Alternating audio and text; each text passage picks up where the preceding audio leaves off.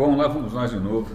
Vou fazer a mesma estratégia que René de Paulo Júnior falando. A minha estratégia é segurar a câmera na mão, porque isso me obriga de alguma maneira, né, nesse contexto, a ser talvez um pouco mais sucinto e não dar tanto espaço assim para as minhas divagações relativamente insanas, porque o meu braço vai cansar, né?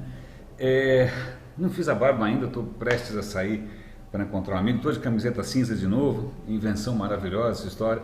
Eu passei da fase camiseta Zering preta para camiseta cinza, mas tudo isso para não deixar passar uma reflexão que está me na cabeça o tempo todo, que tem um pouco a ver com essa história da insanidade, dessas coisas que eu faço. Ontem eu quase consegui falar com um grande amigo que teve a honestidade, e nessas horas que a gente reconhece os bons amigos, de dizer um belo dia que essas coisas que eu acabo gravando e publicando são baboseiras, né? Com absoluta razão, né? Com absoluta razão, porque sobre vários pontos de vista do nosso mercado e, sei lá, com outros critérios também, essa é talvez uma tolice, né? E isso me faz lembrar, quando eu era garoto, eu gostava muito de ler, né? Eu lembro de um casal que era amigo dos meus pais, que ele falava o seguinte, que quem lê é louco, é duplamente louco, porque na verdade já é louco o cara que parou para escrever um livro, né? Isso já era uma coisa, segundo o casal, era uma coisa incompreensível. Então alguém que perde tempo para ler alguma coisa que alguém perdeu o tempo de escrever, então era duplamente louco. É curioso ver o que cada sociedade, o que cada grupo considera como aberrante, né? Considera como um desvio, né? E acho que talvez uma maneira de encarar isso, é disso que eu quero falar hoje, na verdade, é sobre a história do desvio, do aberrante, daquilo que não é, em princípio, adequado para um certo contexto, para um certo universo. Tá? Recentemente passou na BBC HD, recomendo para todo mundo, uma série de documentários chamados How to Grow a Planet, Como Crescer um Planeta, em que a tese do cara é extremamente interessante, é que a maior invenção desse planeta foi a fotossíntese e tudo decorre daí. Né? A fotossíntese gerou oxigênio, o oxigênio gerou as plantas gigantes, as plantas gigantes permitiram os dinossauros acabaram com as plantas gigantes, aí depois vem, sei lá quem, vem as plantas com semente, aí depois vem as gramíneas, e na verdade até para a gente ter um pouco de gratidão pelos desvios, o pão nosso de cada dia vem do trigo, e o trigo que a gente usa para comer é na verdade uma mutação, uma aberração, que seria a ruína completa do trigo, né? Isso seria uma aberração que em condições normais seria um problema, porque as sementinhas do trigo, ao invés de se espalhar, elas ficam presas na vagem, sei lá como é que chama aquilo, mas os nossos antepassados lá atrás falaram, essa aberração aqui é mais fácil de colher e depois comer. Então a gente adotou, né, esse trigo deficiente, esse trigo aberrante, e é disso que nós vivemos até hoje, né? Mas vamos voltar aqui para essa questão de aberrações e desvios, porque a gente tem uma questão curiosa. Eu já vi em alguns contrapontos feitos no próprio Facebook visões da evolução como sendo a evolução do mais forte, né? Como se o darwinismo fosse uma questão do mais forte, e na verdade não é o mais forte, né? O que acontece são mutações, são desvios aleatórios, e simplesmente naquele contexto uma certa aberração pode sobreviver melhor que a outra e se reproduzir. Acabou, né? Então, duas questões aqui. Vamos falar então, e isso acho que está bastante exacerbado nessas últimas semanas, desse novo ambiente online que a gente vive, que é do Facebook e tal, que tipo de seleção natural que ele propicia, né? Quais são as coisas que têm mais facilidade ou que têm mais vantagens para se reproduzir, né? É curioso, porque como é um meio onde não só você, pela maneira como ele é construído, né, as coisas vão caindo no seu colo sem parar, tem uma aceleração, e também a interação básica, em princípio, é curtir, e se você gostou, você compartilha, né? Esse tipo de ambiente, eu percebo que ele tem favorecido o oposto do que eu faço aqui, né? Porque eu dificilmente estou criando coisas aqui para serem viralizadas ou para as pessoas curtirem e acharem super legal e vestirem essa camisa cinza, né, e saírem compartilhando por aí. Na verdade, o que eu acho que essa plataforma acaba favorecendo nessa velocidade, com esse tipo de interação, são conteúdos que te afetam emocionalmente, seja a foto do spray de pimenta na mocinha, seja um vídeo, aquilo te afeta, aquilo te gera uma reação instantânea.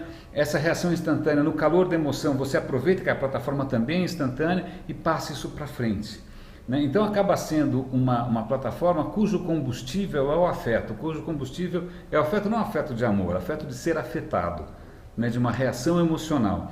E isso vai necessariamente favorecer conteúdos que se multiplicam mais dessa maneira. Outros conteúdos não são tão, entre aspas, viralizáveis, não são tão palatáveis, porque talvez eles demorem demais, né? Ou eles requeram um tipo de mastigação, ruminação, que é incompatível, né?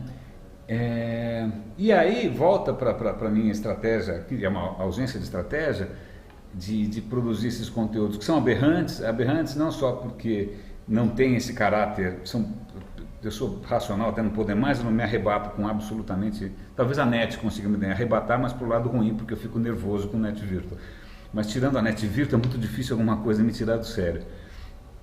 Mas não só esses conteúdos são quase um tiro no pé, são um contra-exemplo do que deve ser feito, como também eu acho que talvez ele tenha um papel aqui, esse case negativo que eu sou, de mostrar o que na verdade a nossa cultura ou o nosso mercado acaba favorecendo, né? A gente fala de ser criativo, de disrupção, etc, inovação, etc, mas o que eu percebo é que, ainda mais pelas dificuldades de recolocação que eu volto e meia no encontro e tal, é que a gente gosta mesmo de um cala-boca e rema, né? Em que certos temas a gente não tem que tocar, em que certos temas, mesmo que eu toque, eu não consigo tocar tantas pessoas assim. Aliás, uma sensação estranhíssima é quando eu encontro amigos que eu não vejo faz séculos, ou até pessoas que de repente eu nem conhecia, o cara fala, eu vi o seu vídeo, eu assisti, eu estou acompanhando. Eu falo,